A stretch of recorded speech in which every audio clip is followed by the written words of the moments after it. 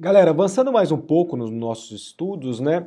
Vocês imaginam o quanto de crítica que a teoria do risco não gerou aí, principalmente porque nós chamamos de doutrina subjetiva, né? O que acontece? Essas críticas, essa séries de críticas, né, que foram feitas à teoria do risco, geralmente era através do argumento de que, em razão dessa demasiada atenção à nossa vítima, acabava essa teoria por negar ali o princípio da justiça social, impondo cegamente o dever de reparar e levando a equiparar o comportamento jurídico e o injurídico do agente. A gente não estava mais preocupado com essa cautela, enfim, esse tipo de coisa, e sim houve uma crítica muito contundente nesse sentido. Mas essas críticas elas não devem prosperar. Por que elas não devem prosperar?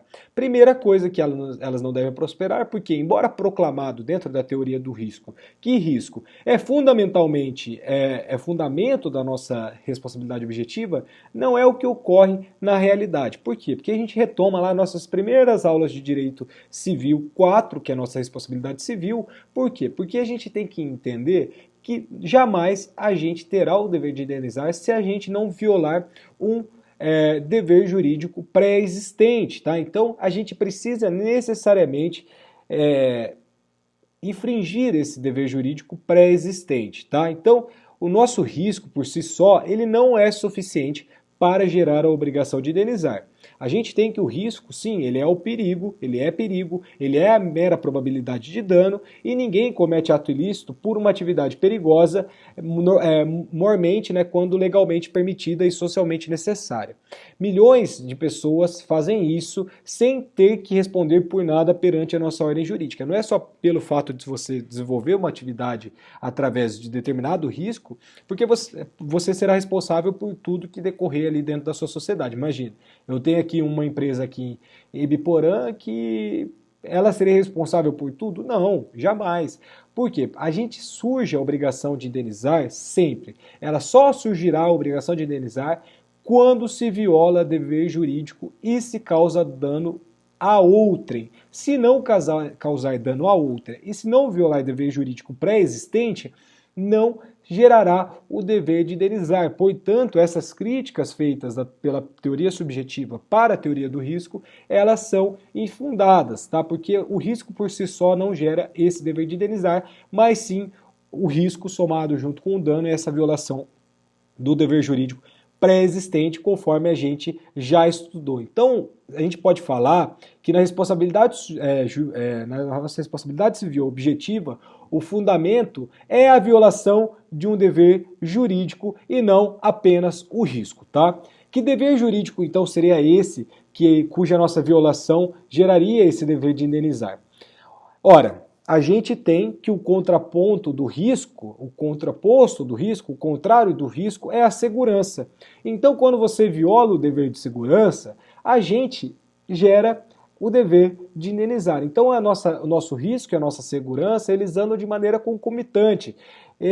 O risco e a segurança são fatores que atuam reciprocamente na vida moderna, cuja atividade primordial é a gente driblar esses riscos, tá? Então, onde há risco, tem a ver, tem que mostrar assim, é indispensável a segurança. Portanto, é uma ligação correlata, é totalmente íntima essa linha tênue entre risco e segurança, tá?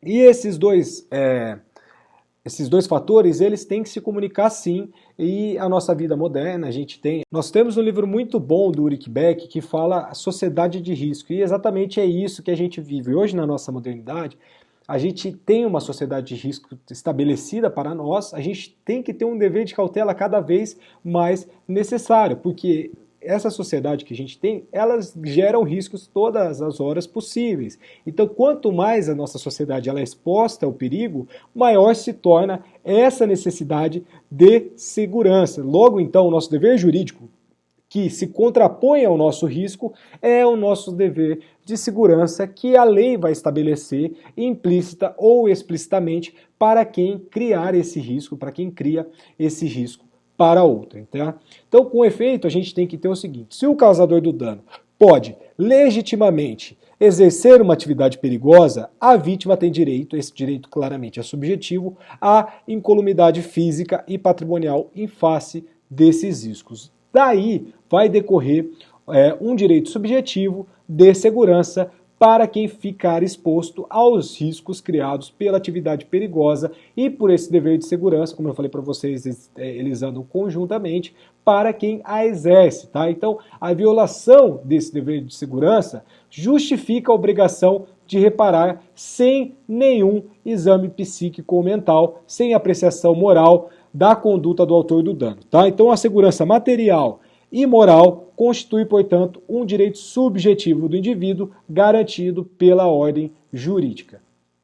Então, a gente tem a nossa teoria do risco como uma violação do dever jurídico pré-existente, que é o nosso dever de segurança. Vale ressaltar aqui um ponto interessante, que no contexto dessa nossa sociedade de risco contemporânea, como eu falei para vocês, traduzida perfeitamente pelo Ulrich Beck, a tutela da nossa segurança tende a abarcar também salvaguardas com os efeitos das novas tecnologias, muitas vezes ainda imprevisíveis para a ciência de hoje, né? Visando não só proteger os vivos, como também as gerações futuras, e disso surgirão, na realidade, novos princípios jurídicos, como o princípio, por exemplo, muito utilizado no direito ambiental, que é o princípio da precaução, de extrema relevância para o nosso campo do direito ambiental e no campo do biodireito também. Então a nossa responsabilidade objetiva, ela surge quando a atividade perigosa causa dano a outrem, o que evidencia ter sido ela exercida com a violação do dever de segurança que vai se contrapor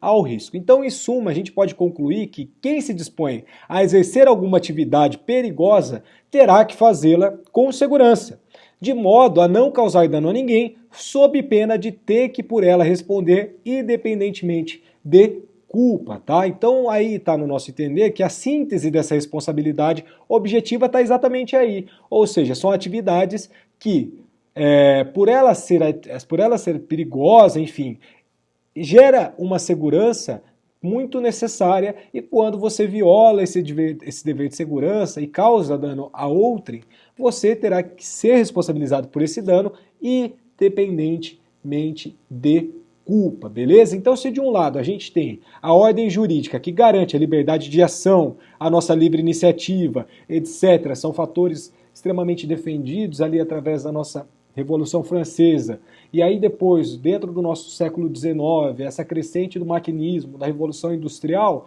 a gente tem que garantir também essa plena e absoluta proteção do nosso ser humano. Então a gente tem essas duas teorias e elas se enquadram perfeitamente dentro do nosso sistema, dentro do nosso ordenamento jurídico brasileiro. Então é sensacional vocês entenderem isso, porque quando vocês estiverem em paridade, a gente vai entender isso melhor, mas se você está em paridade com outra pessoa, você terá que provar a culpa dessa outra pessoa. Só que se existe uma disparidade, ou seja, se você estiver diante de um fornecedor, se você estiver diante de um empregador, esse tipo de coisa, a gente tem um sistema que tenta corrigir essa discrepância para garantir aqui a nossa absoluta proteção do ser humano, acidentes ambientais, esse tipo de questão. Então, assim, é algo extremamente brilhante e a gente vê como o nosso sistema da responsabilidade civil ele vai se moldurando, né, conforme o passar, né, dos tempos e a cada momento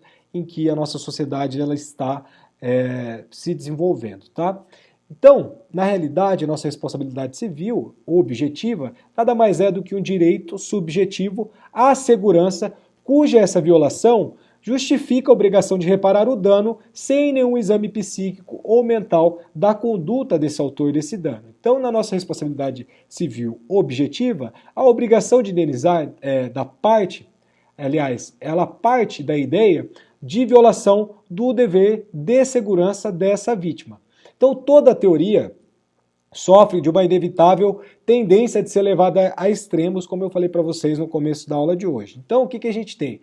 As pessoas que defendem essa teoria, geralmente elas costumam apresentar aqui como uma panaceia, né, para todos os males, para resolver todos os problemas do mundo, mas na realidade, com o decorrer do tempo, a gente verifica, e hoje também nos embates dos tempos modernos, né, que ela vai sendo reduzida a determinados limites, ficando, portanto, ali excluídos esses exageros, porque eles não cabem de fato no nosso ordenamento jurídico. E foi o que aconteceu na nossa teoria do risco, que serve de fundamento para a responsabilidade objetiva ou a nossa responsabilidade sem culpa. Foi então ela apresentada como uma substituta da teoria da culpa, que seria insatisfatória e superada. Mas o que a gente tem na realidade é que a teoria objetiva não substituiu plenamente a teoria da culpa, como a gente vai verificar nas aulas que vêm por aí, tá? A começar por hoje, e a gente vai tentar trabalhar agora alguns campos de incidência da nossa responsabilidade